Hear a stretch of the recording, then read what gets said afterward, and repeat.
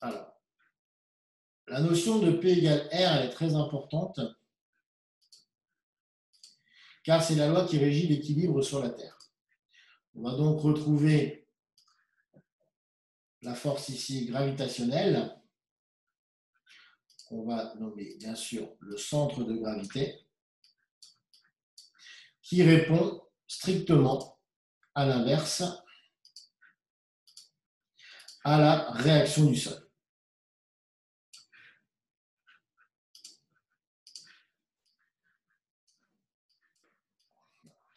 Et cette loi, c'est elle qui nous garantit l'équilibre. Ok ? Donc effectivement, quand vous êtes debout, quand on est debout, pied au sol, statique, on va répondre à la loi donc P égale R, loi que vous connaissez, que vous avez étudiée lors de vos études lycéennes. Et cette loi P égale R vous garantit l'équilibre.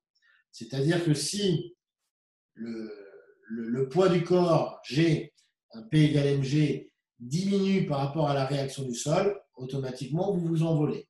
Et à l'inverse, si le poids du corps augmente par rapport à la réaction du sol, vous vous enfoncez. À l'équilibre parfait, la force P est obligatoirement égale à la force R. Et par rapport à la position statique, par rapport à la position debout, automatiquement, nos différentes structures composant à la fois le rachis, mais bien plus loin que le rachis aussi, le membre supérieur et inférieur, vont répondre à cette loi et vont s'adapter donc par rapport à cet équilibre. La chaîne montante, donc, ça va être cet ensemble osseux. Je vais effacer ça. Voilà. Donc, la chaîne montante, c'est cet ensemble osseux qui va répondre strictement à la loi P égale R. Alors, bien sûr, par définition, la chaîne montante, c'est quelque chose qui monte. Donc, si elle monte, elle va obligatoirement partir du bas. Quel est le premier système osseux, la première structure osseuse qu'on va avoir au niveau du pied, qui va à la fois être un répartiteur de charge, à la fois être un stabilisateur et aussi, bien sûr, un élément proprioceptif très important, ça va être l'astragale, le talus, nouvelle nomenclature. Ce talus, donc faisant partie de la palette interne du pied, va recevoir les forces du sol et va les transmettre en intégralité à celui qui est juste au-dessus de lui, le tibia. Cette force montante part du talus. On va ici dessiner. Voilà. Donc on va avoir ici un contingent proprioceptif très important qui va recevoir les forces en provenance du sol, les transmettre bien sûr au tibia, et à partir du tibia, il va y avoir une nouvelle répartition.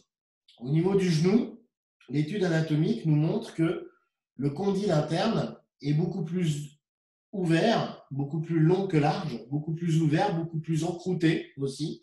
Il est adhérent au ligament latéral interne, alors que le compartiment interne, le compartiment externe, le ménisque externe, lui, est beaucoup plus fermé, il est en forme de O, donc ses insertions sont beaucoup plus rapprochées.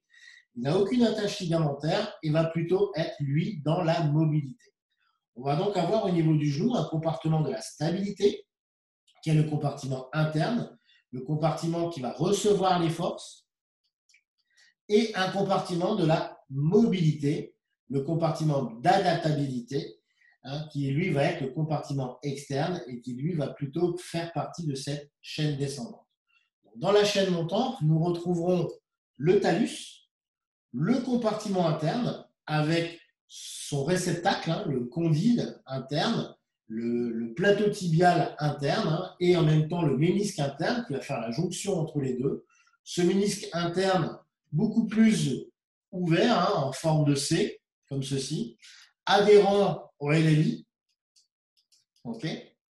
et qui va transmettre les forces, lui, bien sûr, beaucoup plus haut ici, donc au niveau fémoral. Et à partir du niveau fémoral, on va retrouver ici tout en haut la coxo-fémorale.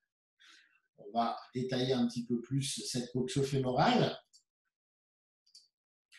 Au niveau de la coxo-fémorale, donc les forces vont arriver comme ceci de par le fémur et par la coxo-fémorale, par le fond du cotyle, elles vont se transmettre directement dans le sacrum. Nous étudierons un petit peu plus tard dans l'exposé, donc justement le sacrum et ses fonctions de répartition.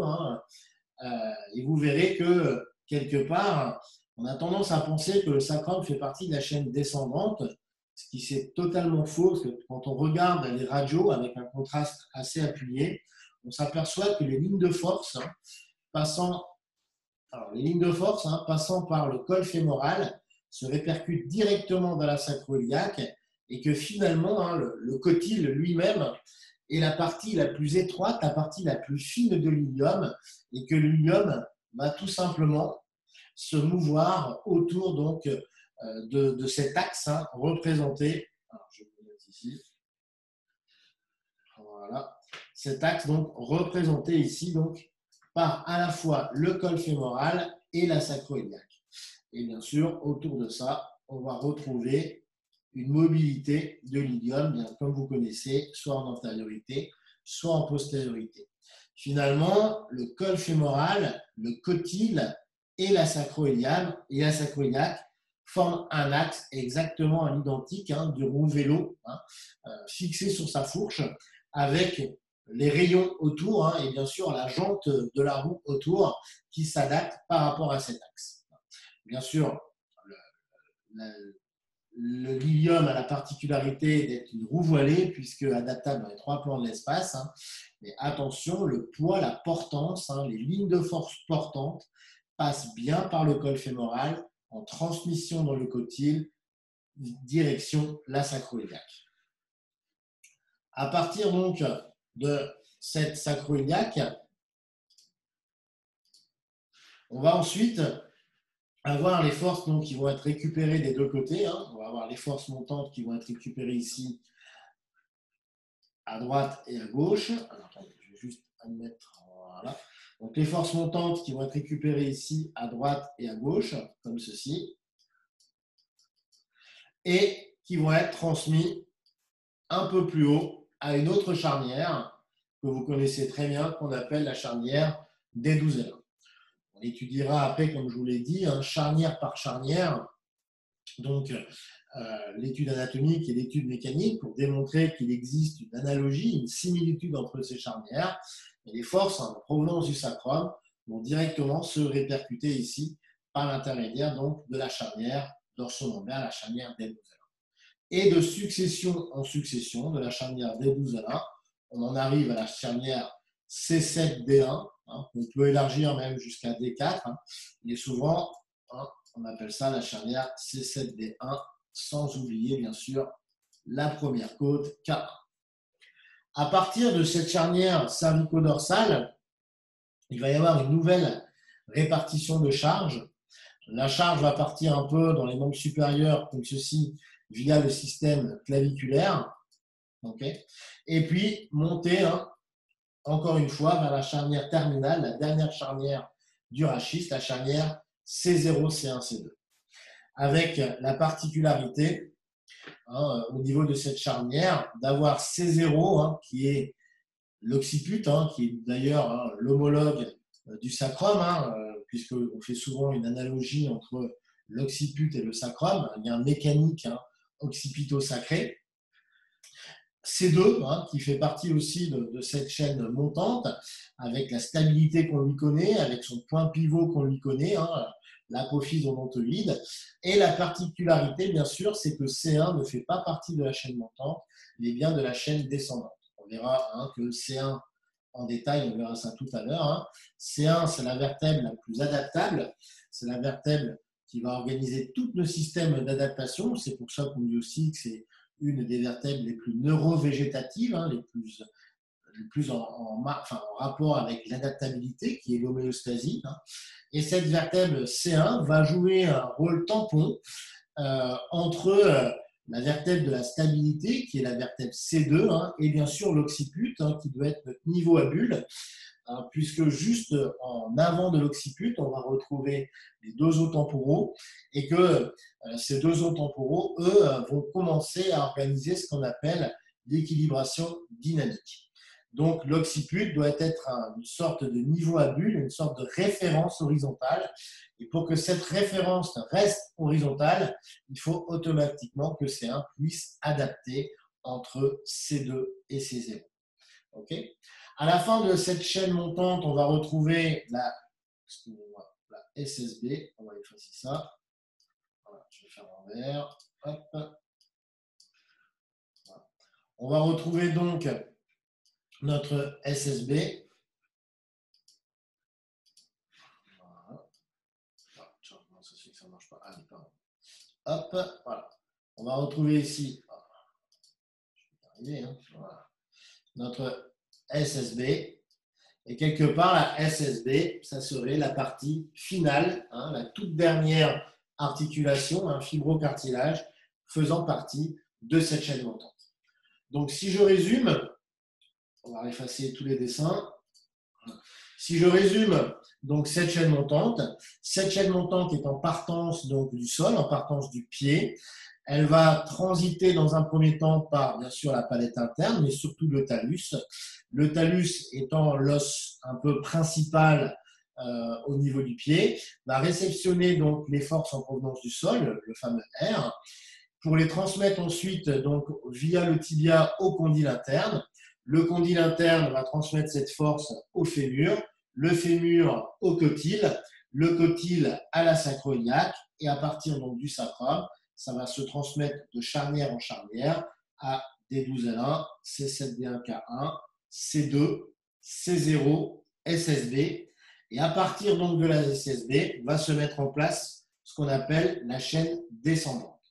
La chaîne descendante est une chaîne complémentaire, est une chaîne adaptative qui va tout simplement mettre en mouvement cette chaîne montante. En effet, la chaîne montante répond à la loi stricte P égale R.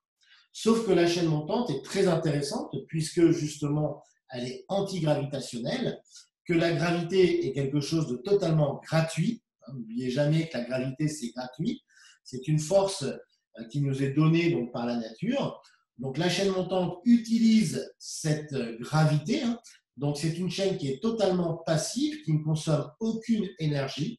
Donc c'est ça son côté intéressant, qui est très stable puisqu'elle est dans l'équilibre.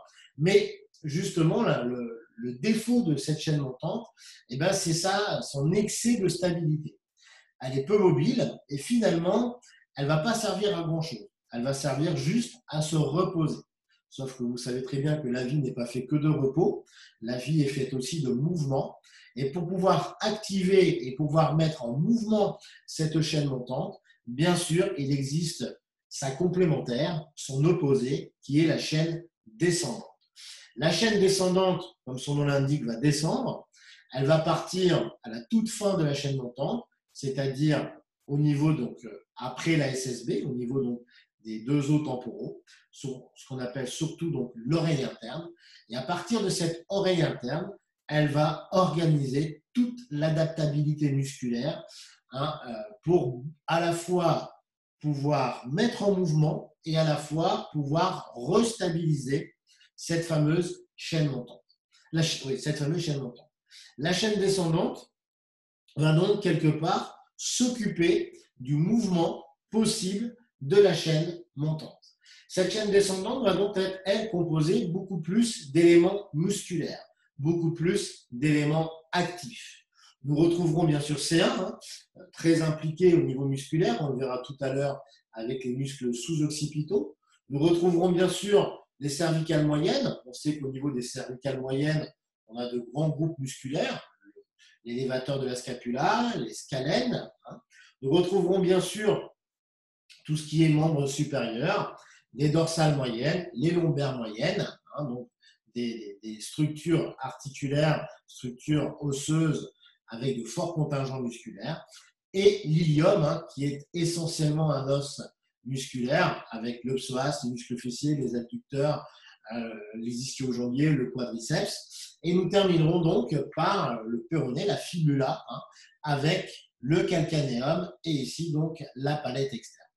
Donc on voit hein, sur ce schéma hein, qui résume l'adaptabilité, la complémentarité des chaînes montantes et des chaînes descendantes, on a comme ceci une organisation à la fois passif et actif, hein, une organisation qui va nous permettre à la fois de nous reposer, de nous stabiliser, de nous équilibrer, qui est totalement gratuite, qui est totalement offerte par la nature, qui est antigravitationnelle et qui va permettre pas justement de récupérer, qui va permettre de se restabiliser. Et à l'inverse, une chaîne qui va pouvoir justement nous mettre en mouvement, c'est la chaîne de la vie, c'est la chaîne de la communication, ça va être bien sûr la chaîne qui va permettre de nous différencier avec le monde extérieur et c'est la chaîne qui va permettre de nous bouger, de nous mouvoir hein, dans ce monde extérieur. Tout est une question d'équilibre. Aucune chaîne ne doit être plus importante qu'une autre. On doit être dans un équilibre parfait entre la chaîne montante et la chaîne descendante, entre l'actif et le passif. C'est une sorte d'essuie-glace hein, qui irait du rouge au vert en étant continuellement quelque part à la recherche de l'équilibre et à la recherche du milieu. Vous comprendrez bien que tout patient, quelque part, qui est dans l'équilibre parfait entre le passif et l'actif, n'a aucune raison de vous consulter et que automatiquement, dès qu'il va y avoir un déséquilibre entre cette chaîne montante et cette chaîne descendante, il va y avoir des adaptations, il va y avoir, on verra aussi à la fin de cet exposé, une incidence au système neurovégétatif, il va y avoir une désorganisation de notre homéostasie et automatiquement, il va y avoir apparition de symptomatologie. On a d'un côté donc cette chaîne passive qui consomme zéro énergie, d'un autre côté cette chaîne active qui, elle, à l'inverse, consomme beaucoup d'énergie, hein, est très énergivore. Hein, et dès l'instant où cette chaîne active va consommer trop d'énergie, on va se retrouver avec ces hyperfonctions, ces lésions en HIT, tendinite, périostite, voilà, tout ce que vous connaissez hein, comme syndrome inflammatoire parce qu'il y a une suractivité et une surproduction de cette chaîne descendante qui n'arrive pas à restabiliser la chaîne montante. Voilà un petit peu ce concept hein, d'équilibration et des différentes structures qui nous composent. Voilà, quand on va faire un traitement, et bien quelque part, on va essayer de réfléchir un peu dans l'organisation de nos traitements et pas forcément faire un sacrum, un ilium en même temps pendant la même séance, pas forcément passer du sacrum au dorsal moyenne, mais peut-être passer par un intermédiaire, sacrum D12L1, C7D1, et peut-être revenir après sur les dorsales moyennes. Bien sûr, tout va dépendre du contexte, tout va dépendre de l'anamnèse, tout va dépendre du caractère aigu chronique. Chaque cas est différent et chaque cas va demander bien sûr réflexion. Nous allons donc maintenant aller un peu plus dans le détail, analyser charnière par charnière et vous verrez que sur le plan anatomique, sur le plan biomécanique et sur le plan bien sûr neurologique et neurovégétatif, nous allons retrouver des similitudes au niveau de cette chaîne montante.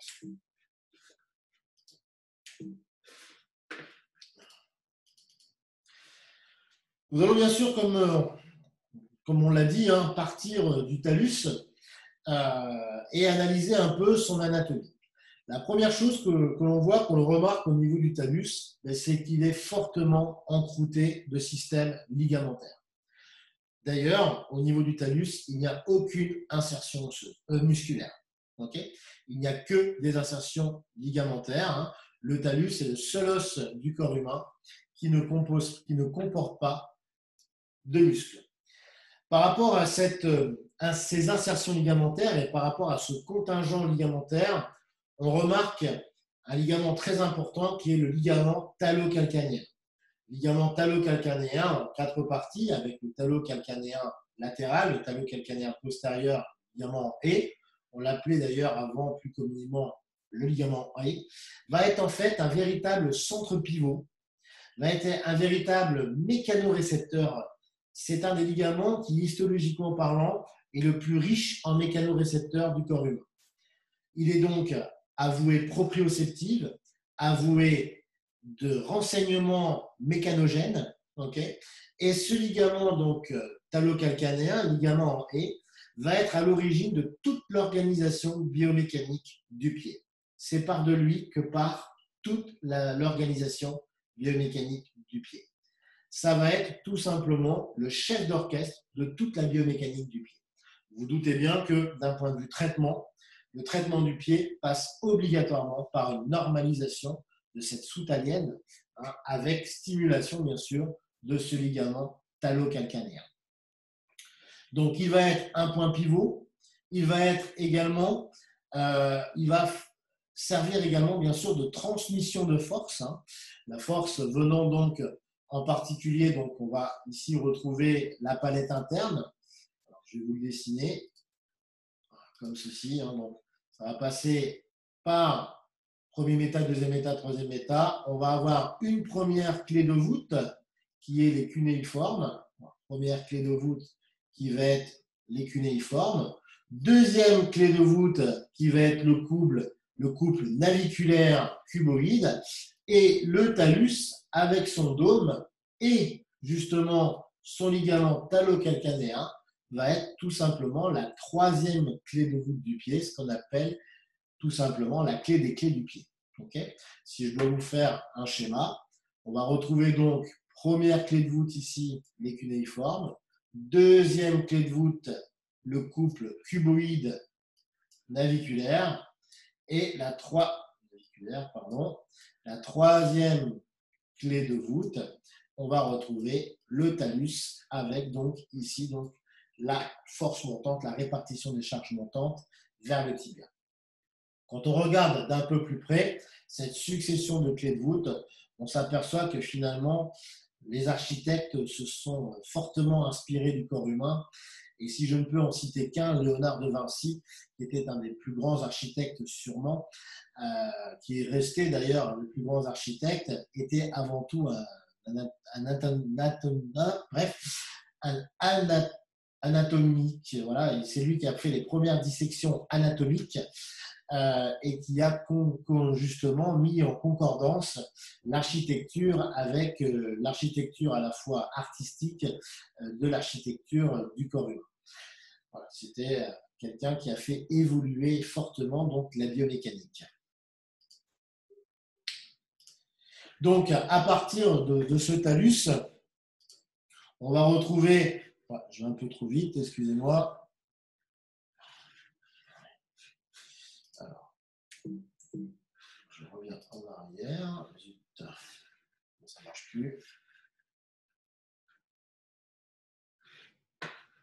Attendez, j'ai un petit bug. Voilà, pardon. Hop, voilà. On revient donc en arrière. On retrouve donc ce système pivot, le ligament ici talocalcanéen, qui est ligament également interosseux. Et on va retrouver bien sûr toute la biomécanique, à la fois talus calcanéum, mais aussi bien sûr toute la biomécanique antérieure. On a ici donc le naviculaire, avec une sorte d'organisation tridimensionnelle. Alors le couple talocalcanéen est finalement une sorte de sacrum coupé en deux, qui va permettre tout simplement l'adaptation et la réception de toutes les forces en provenant du sol. Si on avait une sorte de soudure, si le talus est soudé au calcanéum, on ne pourrait pas marcher sur des terrains accidentés, sur des terrains meubles, parce qu'il y aurait une mauvaise adaptation, une mauvaise répartition des charges.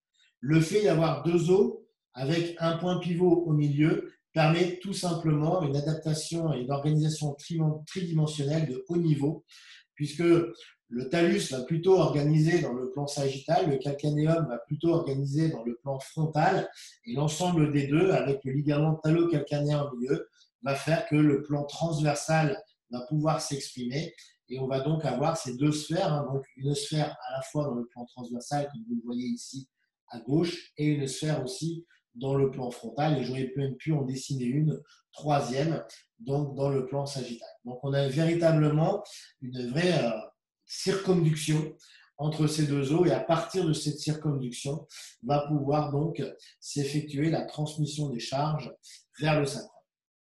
Nous allons donc maintenant étudier les ligaments du sacrum. On retrouve encore une fois une similitude au niveau des ligaments sacrés. par le fait que quand on regarde anatomiquement les ligaments au niveau du sacrum, on va retrouver trois gros groupes ligamentaires, trois grands groupes ligamentaires. Un groupe ligamentaire plutôt sagittal, parasagittal, on nomme tout simplement le ligament sacrotubéral avec son sacroépineux, et surtout le ligament sacrotubéral. Sacrotubéral qui va donc être plutôt dans un plan parasagittal. Quand on regarde l'anatomie d'un peu plus près, on s'aperçoit d'ailleurs qu'il est exactement orienté comme le canot semi-circulaire postérieur au niveau de l'oreille interne. Nous avons également un deuxième groupe ligamentaire, tout simplement le ligament sacro-iliaque, qui eux vont être ici dans le plan, on les retrouve là, dans le plan frontal, et un troisième groupe, qu'on voit ici, les deux ligaments groupes donc ilio-lombaires qui eux vont être dans un plan transversal. Donc, quand on regarde d'un peu plus près l'anatomie ligamentaire du sacrum, on s'aperçoit qu'on a trois groupes ligamentaires orientés dans trois plans de l'espace, qui est le plan tout simplement orthonormé, et que cette orientation ligamentaire sacrée correspond exactement à l'orientation de nos canaux semi-circulaires au niveau de l'oreille interne. On retrouve une analogie donc entre à la fois un équilibre statique, un équilibre proprioceptif au sein de notre sacrum, de notre groupe sacrum. Alors quand je parle du sacrum, bien sûr, je ne m'isole pas, on va tout simplement appeler ça le bassin, le réceptacle bassin, avec bien sûr le point pivot devant qui est le pubis. Et à travers donc ce bassin, nous retrouvons trois systèmes ligamentaires, trois plans différents pour tout simplement, encore une fois, une orientation spatiale dans les trois repères que nous connaissons, le X, le Y et le Z, tout simplement ce qu'on appelle le repère orthonormé. N'oubliez jamais qu'on vit dans un système tridimensionnel, qu'on vit tout simplement soumis à la gravité et que ce repère orthonormé est notre quotidien. Et bien, quelque part, ce système ligamentaire au niveau du bassin est encore une fois un peu comme le talus, c'est pour ça qu'ils font partie tous les deux de cette chaîne montante, c'est qu'ils sont fortement similaires, ils vont répondre aux mêmes stimuli qu'à la gravité et ils vont tout simplement continuer, ces ligaments sacrés et ilio-sacrés, ils vont tout simplement continuer l'orientation spatiale et l'organisation spatiale de notre corps dans ce qu'on peut appeler le macrocosme. Les Chinois appellent ça le microcosme dans le macrocosme. Le microcosme, c'est nous, c'est l'être humain, et le macrocosme, c'est l'univers qui nous entoure. On fait partie de cet univers, on fait partie de ce système tridimensionnel, et les récepteurs ligamentaires sacrés vont participer à cette proprioception. Quand on regarde d'ailleurs le sacrum, on le compare à la clé de voûte des clés de voûte. Donc, on revient ici sur l'image que vous retrouvez ici à droite. Si je dessine, donc on va avoir ici une force montante qui va arriver comme ça, les deux membres inférieurs, transiter par le cotyle via ici donc le col fémoral et arriver directement dans la sacro-iliaque. La sacro-iliaque, avec son système ligamentaire, va réceptionner les deux forces pour ensuite, bien sûr, les transmettre vers le haut, vers des 12 heures. Vous comprenez bien qu'il va y avoir un système d'équilibre, un système dit autobloquant, puisque s'il y a une force montante, il y a une force descendante. N'oubliez pas que P égale R et que les forces s'opposent. Et justement, c'est ce qu'on retrouve sur ce schéma. L'histoire d'une clé de voûte. On voit le sacrum ici tout en haut, avec ici bien sûr ce qu'on va appeler la chaîne descendante, la force descendante. On retrouve les forces montantes qui sont représentées bien sûr en bleu sur ce schéma, qui vont ici transiter par tibia fémur, ilium, col fémoral, cotyle et arriver donc ici à notre sacrum. Le sacrum va donc être la base, la clé des clés, la clé de voûte des clés de voûte. J'ai envie de dire que obligatoirement, à un moment ou à un autre, tout traitement passera obligatoirement par le sacrum.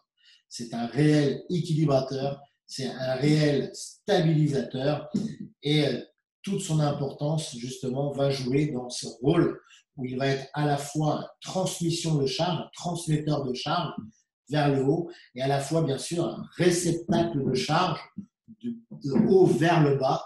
Et ces charges vont s'opposer ici, vont s'équilibrer ici, bien sûr, comme vous le savez, à travers L5 et S1.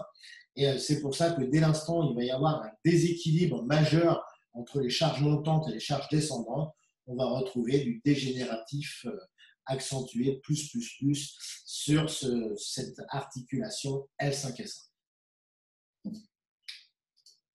Donc, on retrouve ce système ligamentaire orienté dans les trois plans de l'espace, comme je vous l'ai dit, le tubéral, le sacro-tubéral dans le plan parasagittal, le sacro-iliaque dans le plan frontal et l'ilio-lombaire dans le plan transversal. On a un système autobloquant, un système de répartition, un système, encore une fois, proprioceptif. Donc, ce qu'on peut retenir pour l'instant, c'est proprioception, proprioception, proprioception. C'est tout justement l'aspect de cette chaîne montante. C'est avant tout la proprioception. Et on retrouve de nouveau ce système proprioceptif au niveau de cette charnière T12L1. Charnière T12L1 richement richement conjonctive, puisque imprégnée d'un fort contingent ligamentaire. On va retrouver, comme vous le savez, les piliers du diaphragme, mais autour de ces piliers du diaphragme, on retrouve ce qu'on appelle le ligament arqué du diaphragme, qui a un peu, alors ça c'est une vue du dessous, qui a un peu la forme d'un parachute. Okay, vue du dessous, ça va un peu ressembler à un parachute.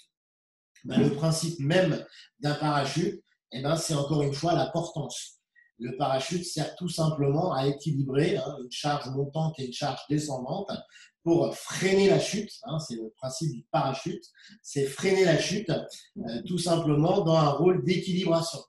Si le parachute ne s'ouvre pas, vous savez très bien que les jours sont comptés pour celui qui saute et que quelque part la qualité du parachute est... Il y a une grosse différence entre les parachutes circulaires et les parachutes justement rectangulaires. C'est tout simplement que ce fameux ligament arqué est un peu plus important. Il y a beaucoup plus de portance pour un peu plus de stabilité. Ce qui fait la différence entre un parachute militaire rond et un parachute, celui qui saute dans le privé, c'est le côté transversal, c'est le côté surtout le caractère un peu rectangulaire qui va donner donc plus grande stabilité. Mais finalement, notre ligament arqué du diaphragme va servir aussi de stabilisateur, de répartiteur de charge au niveau donc de ce système diaphragmatique. Système diaphragmatique ô combien important, car il va permettre une régulation des fluides, une régulation bien sûr aussi des matières, et il va être aussi un élément suspenseur de tout le système viscéral, puisque sous le diaphragme, on va retrouver tous les grands ligaments suspenseurs du système viscéral, avec les ligaments suspenseurs du foie, les ligaments suspenseurs du côlon, les ligaments suspenseurs gastriques, et bien sûr les ligaments suspenseurs spléniques. Et on retrouve d'ailleurs également une certaine portance, puisque quelque part, le diaphragme va servir de support au système cardiaque, ce qui n'est quand même pas négligeable, avec encore une fois le système cardiaque, lui aussi imprégné d'un fort contingent ligamentaire, et encore une fois un système ligamentaire orienté dans trois plans de l'espace, puisqu'au niveau cardiaque, nous retrouverons un ligament postérieur, sagittal, qui va être bien sûr thoraco-péricardique, sterno-péricardique et un ligament plutôt plat en dessous, phréno-péricardique. À chaque fois qu'on regarde un peu l'anatomie du corps humain, on retrouve des systèmes tridimensionnels et des organisations tridimensionnelles. C'est tout simplement notre adaptation à la gravité. Sans la gravité, nous ne pouvons pas vivre. Donc, par rapport à ce diaphragme, on voit aussi qu'on va être au niveau d'un carrefour, donc le carrefour mécanique que je viens de vous expliquer, avec à la fois la mécanique diaphragmatique, la mécanique dorso-lombaire, la mécanique cardiaque, la mécanique viscérale. Okay. On retrouve bien sûr également une zone de carrefour importante végétative. On va retrouver en D12L1 plexus solaire, avec plexus cœliaque, plexus mésentérique supérieur, plexus aortico-rénaux. Et quelque part, au milieu, on a un système triangulaire ici, comme on peut le voir. On a un système triangulaire tac, voilà, entre sternum, les côtes et derrière la charnière des 12 L1. Et en plein milieu de ce système triangulaire, nous retrouvons encore un système fibreux, richement proprioceptif, qui est bien sûr le centre phrénique. Le centre phrénique est de nouveau un centre pivot donc, de cette charnière dorsolaire. Donc, vous voyez très bien là où je veux en venir, c'est que au niveau de ces charnières, au niveau de cette chaîne montante, systématiquement, quand on regarde l'anatomie, on retrouve les mêmes similitudes, à savoir un riche contingent ligamentaire, de riches mécanorécepteurs, un centre pivot, des centres de transmission de charge. Systématiquement, nous retrouvons les mêmes similitudes. Et si nous retrouvons les mêmes similitudes, ce n'est pas par hasard, c'est parce que la fonction en est la même. Pour la charnière, je vais effacer ça. Donc, pour la charnière C7D1, même combat. On retrouve un fort contingent ligamentaire entre C7D1, K1 et bien sûr les cervicales moyennes. Nous retrouvons ce qu'on appelle le ligament suspenseur du dôme pleural. Ligament suspenseur du dôme pleural qui est un fort contingent, encore une fois, conjonctif ligamentaire, qui va créer une jonction entre les cervicales basses et cervicales moyennes, C3, C4 jusqu'à C6, avec première côte, donc la pince costo-claviculaire, deuxième côte et bien sûr le dôme pleural. C'est un peu ce qu'on peut appeler le parachute inversé. On a notre système parachute, notre parachute principal, qui est le diaphragme et son ligament arqué. Et on va retrouver un peu le parachute de secours. Le parachute de secours qui est justement ce fameux ligament suspenseur du dôme pleural. On sait très bien que d'un point de vue thérapeutique, d'un point de vue symptomatique, dès l'instant où on va avoir un déficit, dès l'instant où on va avoir une anomalie, des dysfonctions au niveau du diaphragme, que ce soit en inspi ou en expi, ça va automatiquement avoir des influences sur ce qu'on appelle le tirage supérieur.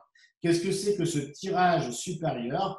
C'est tout simplement une hyperactivité des muscles inspirateurs dits accessoires. Et s'ils s'appellent accessoires, ce n'est pas pour rien, c'est qu'ils doivent se mettre en action uniquement de façon accessoire. C'est un peu eux qui interviennent au 33e kilomètre du marathon, donc, et surtout pas au début.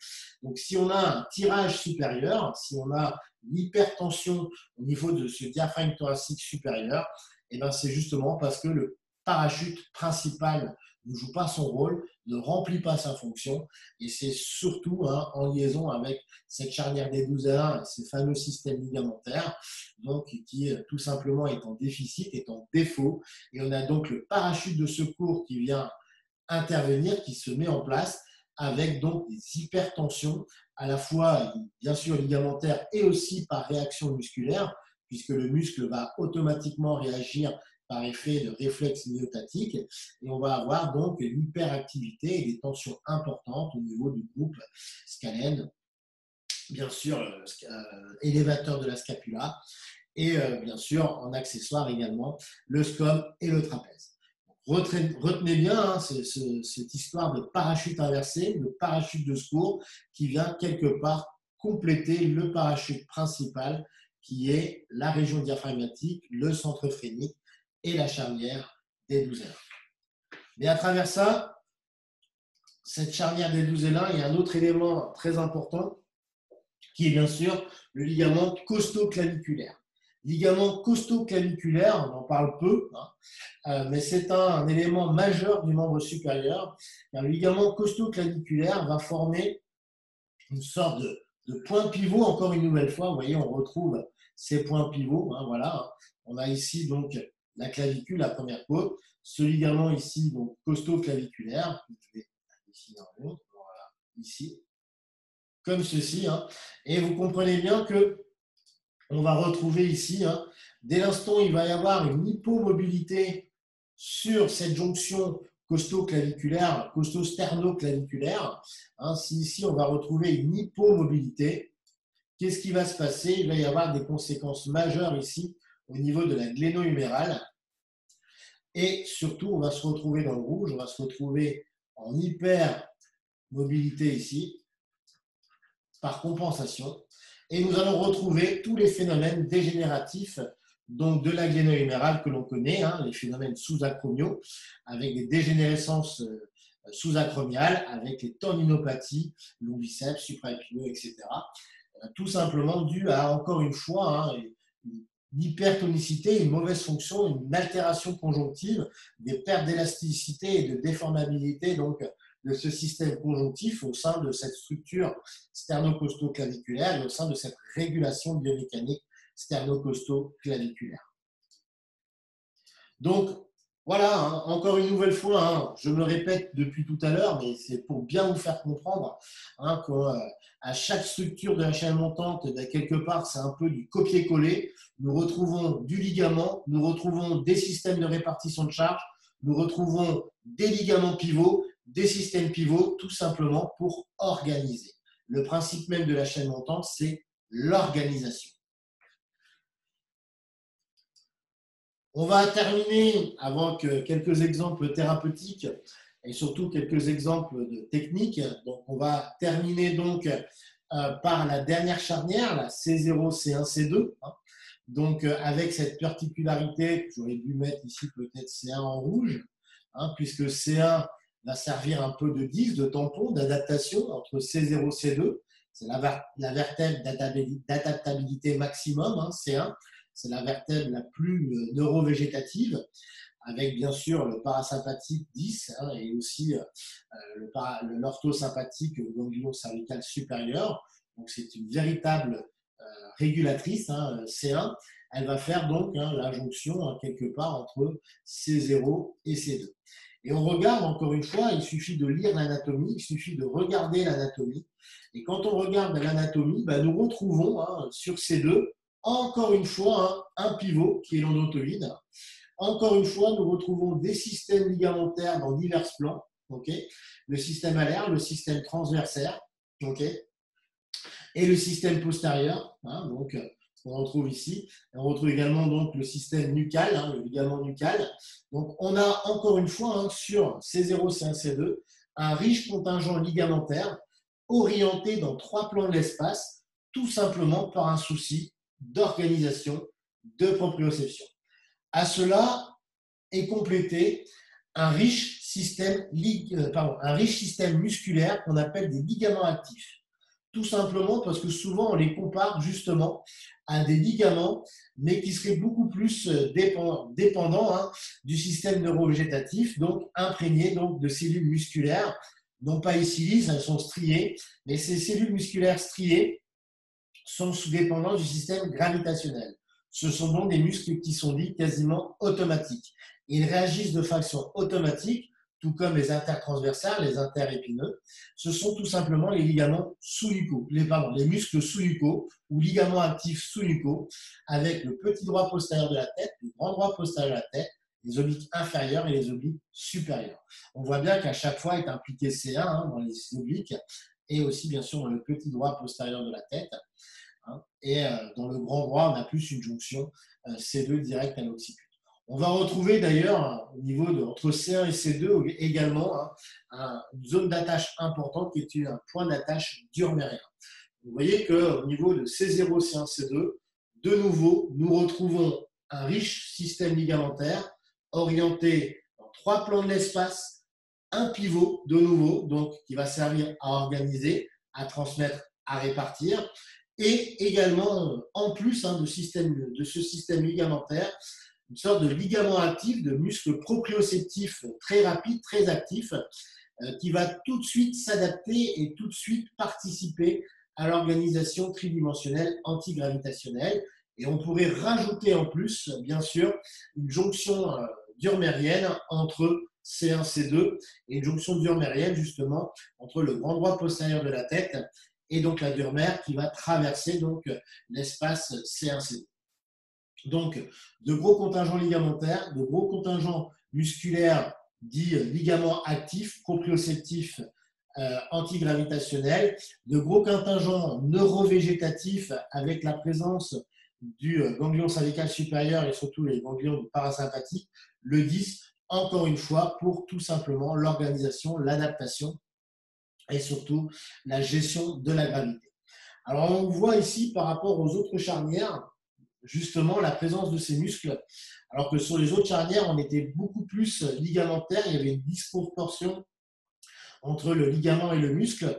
Là, sur la charnière C0, C1, C2, on est quasiment 50-50 dans la proportion muscle et ligament, tout simplement parce qu'on est à la fin de la chaîne montante, on est au départ de la chaîne descendante et qu'il faut qu'il y ait justement ce système d'équilibre. On va plus particulièrement, on va aller regarder, alors on va effacer ça, voilà. On va plus particulièrement donc analyser sur ce schéma cette fameuse structure C1-C2 où nous retrouvons encore une fois, je pourrais mettre, si vous vous souvenez de ce schéma-là, voilà, vous voyez, on retrouve exactement le même schéma, ok, avec le point pivot et ici, je l'ai fait en rouge parce que là, on est dans la mobilité, alors que dans le pivot, on est dans la stabilité. C1 qui va s'organiser donc autour de C2. C2, encore une fois, point pivot, la tourelle du regard, c'est elle qui va placer le regard, alors que C1 va organiser le regard. C1, c'est tout simplement l'adaptation, elle est au carrefour des chaînes, c'est la finalité. La finalité, c'est l'équilibre entre l'arrivée de la chaîne montante et le départ de la chaîne descendante. Petite aparté également donc sur l'ATM, on ne pouvait pas ne pas parler de l'ATM. L'ATM qui quelque part est le balancier supérieur, le balancier inférieur étant le coccyx, mais aussi quelque part le pubis. Le pubis, c'est finalement cette analogie avec l'ATM et le pubis, la suture mentonnière et la jonction pubienne, la symphyse pubienne, finalement, sont pareils, se ressemblent fortement d'un point de vue histologique. Bien sûr, le menton va souder, alors que la symphyse pubienne ne se soudera pas. Mais on retrouve une similitude dans l'équilibre au niveau donc proprioceptif de l'ATM. Donc l'ATM, temporal ATM C1, même combat, mais là on va plutôt être dans l'équilibre dynamique. Nous avons vu tout à l'heure que le sacrum faisait donc participer à l'équilibre statique. Et bien quelque part, à la toute fin de la chaîne montante et surtout le départ de cette chaîne descendante va, elle, être dans l'équilibre dynamique de par l'oreille interne et les canaux semi-circulaires. Là, je vais passer au rouge. On va retrouver ici donc le canot semi-circulaire, tout simplement l'oreille interne. Et il va y avoir comme ça un équilibre entre à la fois l'équilibre statique venant d'en bas, venant du sacrum, et l'équilibre dynamique venant d'en haut, venant donc des temporaux et donc des canaux semi-circulaires. Je rappelle que les canaux semi-circulaires ne s'activent qu'au mouvement. Ils sont totalement inactifs lors de la position statique. Ce sont des cils remplis d'un liquide assez visqueux, l'endolymphe, avec bien sûr des otolithes. Et dès l'instant où il y a une accélération, c'est-à-dire qu'il y a une modification du mouvement, il y a un changement de mouvement, il va y avoir donc stimulation des cils par déplacement des otolithes. S'il n'y a pas de déplacement des otolithes, automatiquement, l'oreille interne ne s'active pas. Okay, c'est ce déplacement otolithique et c'est quelque part cette accélération à la fois circulaire, donc sur les canaux semi-circulaires, mais aussi sur l'utricule et le sacrum pour l'accélération horizontale et l'accélération verticale qui va mettre en activité, qui va stimuler donc cette oreille interne. Bien sûr, au niveau de l'oreille interne, il doit y avoir correspondance, il doit y avoir concordance à la fois avec les mouvements des yeux, le mouvement oculocéphalogyre, c'est-à-dire le rapport entre le mouvement oculaire et le mouvement de la tête. C'est pour ça qu'il y a une relation oculocéphalogyre entre l'innervation trapèze-scom via le 11 qui va remonter au niveau du tronc cérébral et faire des connexions avec les muscles moteurs de l'œil, le 3, le 4 et le 6, mais aussi, bien sûr, il va y avoir également une relation avec tout l'aspect proprioceptif, l'aspect mécanogène et l'aspect mécanorécepteur, de quelque part à la fois cette proprioceptivité en provenance de C05, C2, mais aussi quelque part de toute la chaîne montante. Dès l'instant où il y a une perturbation d'équilibre, ce qu'on peut appeler tout simplement perturbation de l'équilibre, c'est un vertige. Alors, à voir si c'est un faux vertige ou un vrai vertige. La différence entre les deux est que tout simplement un vrai vertige est une véritable pathologie de l'oreille interne, alors qu'un faux vertige, une sensation vertigineuse, est tout simplement une inadaptation, une désadaptation quelque part, hein, une désorganisation des trois afférences entre à la fois toutes les afférences en provenance du système sensitif mécanorécepteur proprioceptif de tout le corps humain, les afférences visuelles, les afférences du système oculocéphalogire et bien sûr les afférences en provenance de l'oreille interne et du système vestibulaire. Vous voyez que tout est une question d'équilibre, d'organisation, tout fonctionne en synergie, le sacrum fonctionne en synergie avec l'occiput, le temporal avec l'ilium, quelque part la jonction pubienne avec l'ATM, et qu'on est en permanence dans cette excitation gravitationnelle. Dès l'instant où on vit sur Terre, dès l'instant où on est soumis à la gravité, on est en permanence soumis à cette excitation gravitationnelle qui va sans cesse jouer sur notre adaptabilité et changer quelque part en permanence notre posture. Notre posture s'adapte en permanence à la microseconde près, s'adapte à tous les changements de position.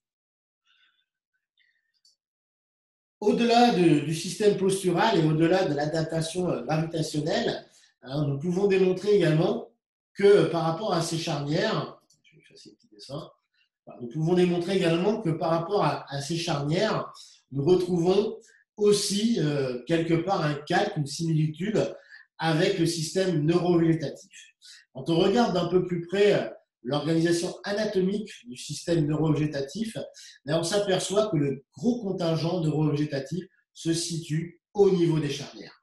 En ce qui concerne le système orthosympathique, nous retrouvons un gros contingent orthosympathique principalement au niveau de C7D1. Pourquoi? Parce que la zone intermédio-lateralis commence à partir de la racine C8. Mais attention, au niveau de la racine C8 correspond l'orthosympathique du crâne. C'est-à-dire qu'en fait, c'est un peu comme une histoire de poupée russe. La chaîne osseuse, par rapport à la chaîne médulaire, il y a déjà eu un rétrécissement. Et la chaîne orthosympathique, le centre orthosympathique, a encore une fois un peu rétréci. Ce qui fait que tout le centre orthosympathique de tout le corps humain se situe entre les racines C8 et L2. Mais attention, on parle de C8 moelle, L2 moelle. Okay, mais dans le centre est présent tout l'orthosympathique du corps humain. Ce qui veut dire qu'au niveau de la charnière C7D1, nous allons avoir tous les rameaux communicants blancs du système cervical et le début des dorsales. Donc, tout le rameau, quelque part, le contingent orthosympathique de la tête, du cou et des membres supérieurs. Au niveau de la charnière D12L1, nous retrouvons tout le système orthosympathique à la fois lombaire et sacré, puisque tous les rameaux communicants blancs, les 5 lombaires et les 4 sacrés, vont sortir entre D12 et L1. Donc, si on voudrait résumer, les charnières C7D1 et D12L1 sont fortement imprégnées de contingents orthosympathiques, donc très vascularisantes. Okay, ce sont un peu les charnières qui mettent le feu, ce sont les charnières qui activent, ce sont les charnières qui dynamisent. À l'inverse, aux extrémités, au niveau du tronc cérébral et au niveau bien sûr de la partie terminale de la moelle épinière, donc des métamères sacrés, nous retrouvons le parasympathique. Parasympathique cérébral et parasympathique viscéral avec le nerf vague au niveau de C0, C1, et bien sûr le parasympathique sacré, donc en dessous donc, de L2 moelle, ce qui va correspondre à la terminaison de la moelle épinière, ce qui est L2 os. On va retrouver donc ce qu'on appelle les nerfs érecteurs des cartes et tout ce qui va être parasympathique à destiner des organes génitaux, à destiner aussi de tout ce qui va être organes génitaux internes, organes génitaux externes, prostate, utérus, etc. et la dernière partie du côlon. Donc finalement, aux extrémités, on retrouve des contingents plutôt para, il n'y a pas que du para, puisque ici, on va retrouver aussi le ganglion cervical supérieur. Et bien sûr, au niveau du coccyx, nous retrouverons aussi bien sûr un gros contingent orthosympathique qui est le ganglion coccygien, le ganglion terminal coccygien. Donc, quelque part, au niveau des deux extrémités de la colonne, que ce soit regard de l'occiput, la zone C0, C1, C2, regard du sacrum, nous sommes surtout, on va appeler sur des contingents neurovégétatifs. Plutôt à prédominance parasympathique, mais attention, méfiance avec le système neurovégétatif. On ne peut jamais trop dire si on fait du para ou de l'ortho, mais en tout cas, on fait du neurovégète. Dès l'instant où on va s'intéresser aux charnières extrêmes, on va plutôt être dans l'équilibre, on va plutôt être justement dans quelque part une harmonisation du système neurovégétatif, à la fois ortho, à la fois para. C'est un peu l'équilibre, la sagesse. Alors que quand on va être sur les charnières internes, les charnières intermédiaires, C7, D1 et D12L1, là, on va être essentiellement orthosympathique. Et là, ça va être le dynamisme et la foule. Donc, vous voyez que dans vos traitements, quelque part, il va falloir faire attention au traitement des charnières. À un moment ou un autre, les charnières, ça va être quelque part une partie intégrante de notre traitement. Ça va être une zone incontournable de notre traitement. Tout traitement passe obligatoirement à un moment ou un autre par une charnière. Attention, qu'on la fasse en structurel, en fonctionnel, en myotensif, en tissulaire, en viscéral, tout ce que vous voulez. Mais à un moment ou un autre, on va aller sur la zone du petit bassin, on va aller sur la zone sous-occipitale, on va aller bien sûr sur les zones viscérales, sur la charnière des 12 L1, sur le diaphragme. Donc à un moment ou un autre, on va s'intéresser, on va normaliser, on va aller investiguer une charnière. Ben, sachez que si vous êtes plutôt dans les extrémités, on va plutôt être dans la sagesse et le calme, alors que dans les intermédiaires, on va plutôt être dans le dynamisme et la foule. C'est pour ça que les techniques crânio-sacrées, un peu style durmérienne, ont effectivement tendance à plutôt être apaisantes, alors que les techniques plutôt structurelles sur charnière C7D1, sur D12L1, sont loin d'être les plus faciles et sont fortement réactionnelles et parfois justement un petit peu trop réactionnelles et entraînent parfois des effets indésirables un peu trop prononcés que vous connaissez avec l'effet courbature, l'effet parfois un peu des douleurs qui augmentent pendant 3-4 jours, l'effet parfois un peu de chaleur un peu trop prononcé, voire de cette syndrome un peu pseudo-grippal, etc. Tout simplement parce qu'il y a eu un peu trop d'ortho, il y a eu trop de réactions inflammatoires au sein donc, de ce traitement orthosympathique. Je voudrais conclure cet exposé donc, par une petite mise en pratique, tout simplement en vous disant, puisqu'on est sur le thème de la chaîne montante, eh bien, que quelque part, la chaîne montante doit se traiter avec la chaîne montante. Okay, et que automatiquement, quand on va faire un sacrum, quand on va faire une D12L1, quand on va faire une C7D1, et même quand on va faire une C0, C1, C2, il va falloir jouer avec son centre de gravité. Le thérapeute a en lui tous les potentiels. Il a un potentiel à la fois d'aller chercher la chaîne montante, d'aller chercher la chaîne descendante. Mais on ne traite pas une chaîne descendante comme une chaîne montante. Une chaîne descendante, on va beaucoup plus la traiter dans la vélocité. On va plutôt la travailler dans la vitesse, dans le concentrique, dans l'impulsivité. Okay, alors qu'une chaîne montante, c'est l'inverse. On va plutôt la travailler dans la masse. On va plutôt la travailler dans la gravité. On va la travailler avec son centre de gravité et beaucoup plus et beaucoup moins dans la vélocité. Donc, on va avoir comme ça un trust qui, quelque part, va s'adapter à la fois soit à la chaîne montante, soit à la chaîne descendante, et comme vous avez dû le comprendre, soit au chronique, soit à l'aigu. Parce qu'effectivement, la chaîne montante est plutôt la chaîne du chronique et la chaîne descendante plutôt la chaîne de l'aigu. Donc, on va pouvoir comme ça, d'un point de vue thérapeutique, d'un point de vue pratique, s'adapter en fonction des cas de figure, en fonction de la symptomatique, à différentes structures osseuses, avec ce qu'on appelle tout simplement un trust à densité variable, un trust adaptative, que ce soit pour une chaîne montante ou que ce soit pour une chaîne descendante. Je voulais vous montrer, pour terminer cet exposé, quelques vidéos justement de techniques. Alors, on va partager. Voilà.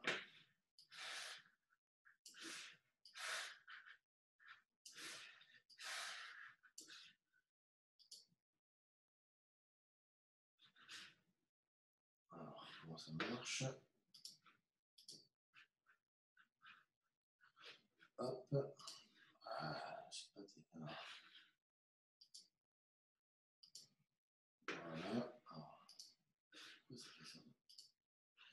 Alors, attendez, je vais tout fermer. Hop. Voilà.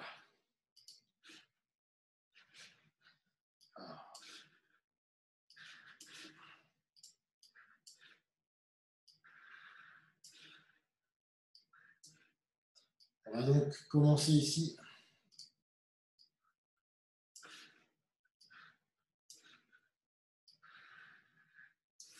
Voilà. En haut par une soutalienne. Donc, pas de souci, là, vous voyez tous bien, pas de problème. Tout le monde voit les vidéos, pas de problème. OK. On voit bien. Alors, vous regardez donc cette soutalienne.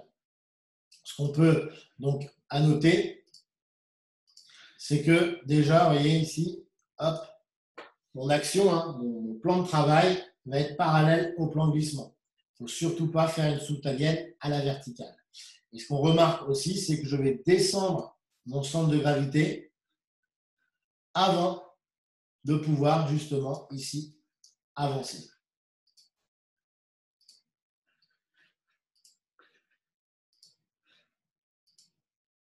Regardez, hop, je descends et j'avance en même temps. Donc là, voilà, je rentre mon centre de gravité dans l'articulation soutalienne. Je vous la remonte.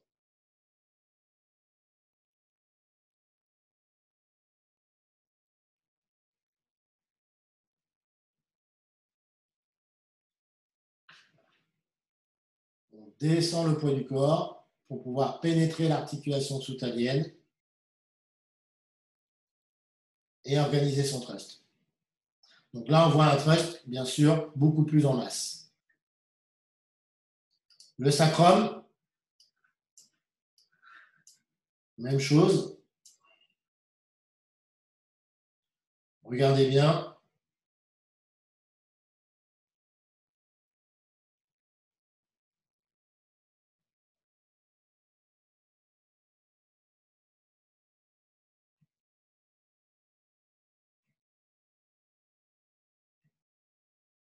Voilà. Je vais traverser mon patient voilà, et le mettre, vous voyez, le poser à la verticale. Tout mon centre de gravité passe par le sacrum.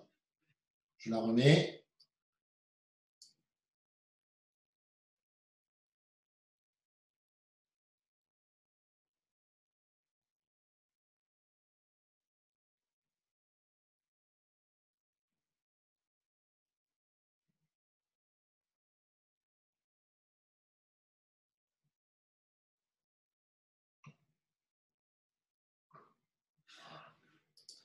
Et C7D1, même chose.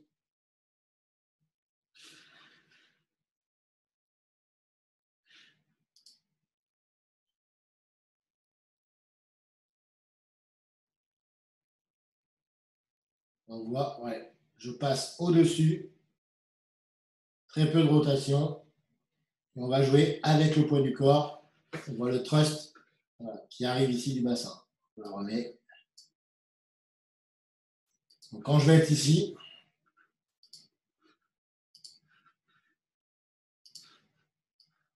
le centre de gravité va venir du bassin comme ça pour traverser ces 7D1.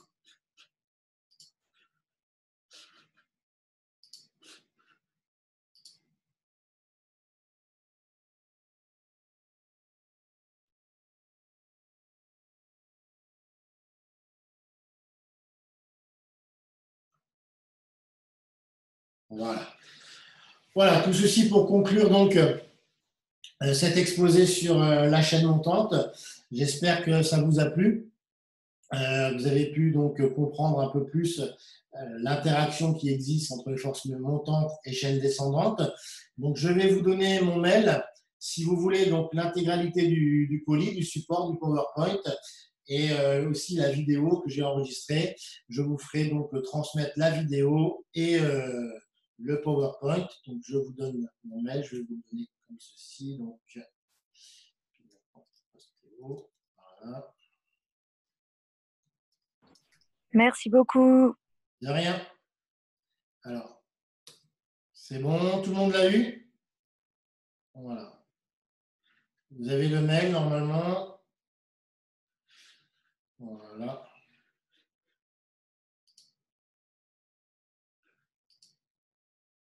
Je vous redonne mon mail.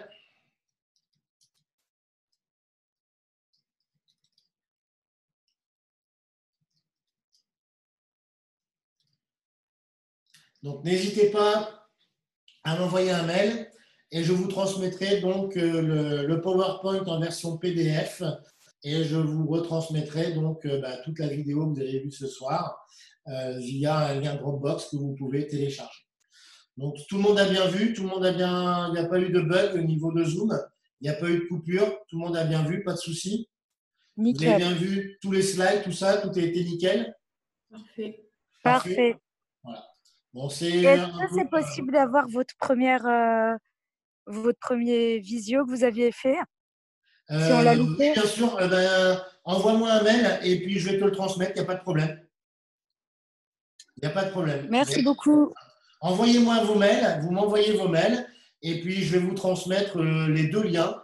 Donc, à la fois la première vidéo, la deuxième vidéo, et puis les deux PDF, donc à la fois sur le neurovégétatif et donc le PDF ici sur la chaîne montante. J'espère que ça vous a plu.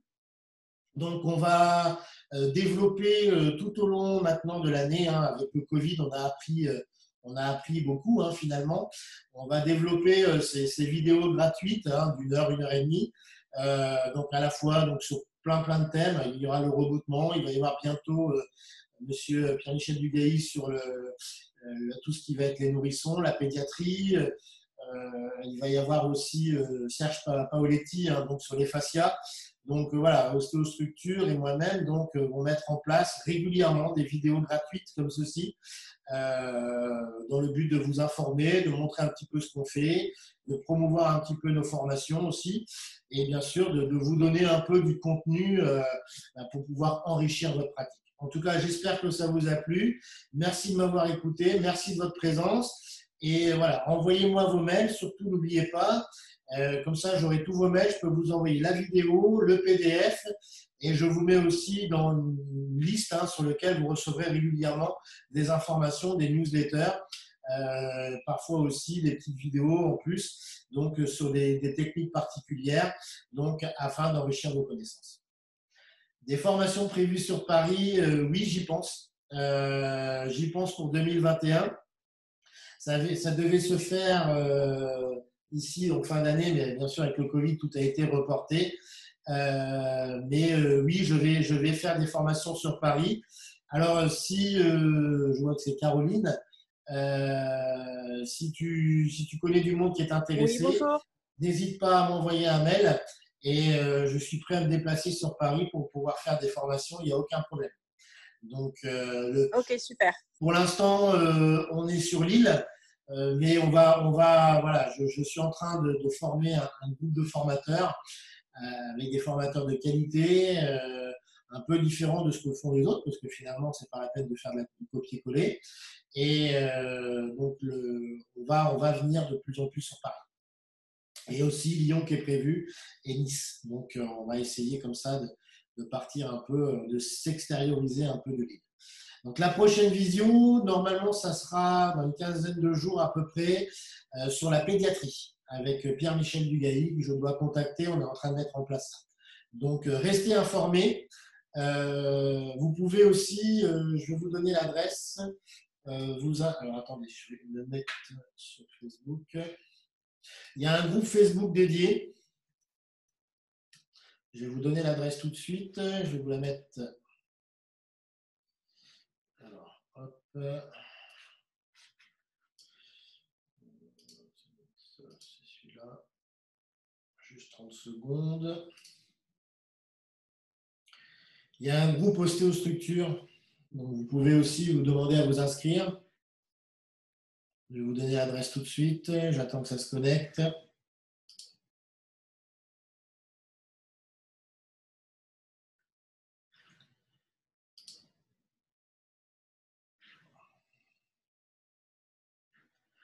Voilà. Hop.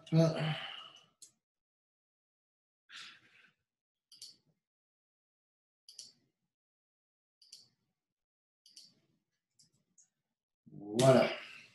Voilà. Vous avez, donc, je vous ai transmis à tout le monde le groupe ostéostructure donc dédié à l'ostéopathie. Vous pouvez demander à vous inscrire, il n'y a aucun problème. Il y a 2 questions à répondre. Hein. Donc, si vous êtes ostéopathe, bien sûr, parce que c'est réservé aux ostéopathes. Et si vous êtes intéressé par les formations de ostéostructure. Donc, n'hésitez pas à venir dans ce groupe. C'est un groupe totalement privé. Voilà, il n'y a que d'ostéopathie qui circule dans ce groupe. Et au moins, vous aurez toutes les infos en temps réel. Donc, sur les différentes visios, les différentes formations. On va essayer de plus en plus de mettre de l'interactivité donc au niveau des formations. Et de toute manière, quasiment maintenant, toutes les formations pratiques se verront accompagnées de vidéos.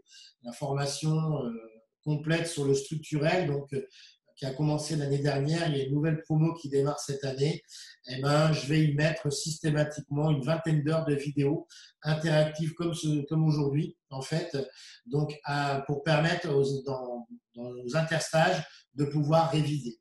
Donc, quasiment toutes les formations qu'on va mettre en place seront accompagnées de vidéos, puisque maintenant, grâce ou à cause ou grâce, ça dépend comment on voit la chose, mais grâce au Covid, on a essayé de s'adapter et finalement, on s'aperçoit que la vidéo est un plus par rapport à notre pratique et qu'elle permet parfois de décortiquer des techniques qu'on va présenter en présentiel, en pratique, et de mieux les comprendre. Donc, on va faire un mix entre du présentiel et du e-learning. En tout cas, je vous souhaite à tous et à toutes une bonne soirée, de bonnes vacances si vous en prenez, du courage dans les cabinets et surtout de la grande prudence. Merci de m'avoir écouté. Merci, au revoir. Merci beaucoup, au revoir. Merci, au revoir. Merci, au revoir. Au revoir. Au revoir.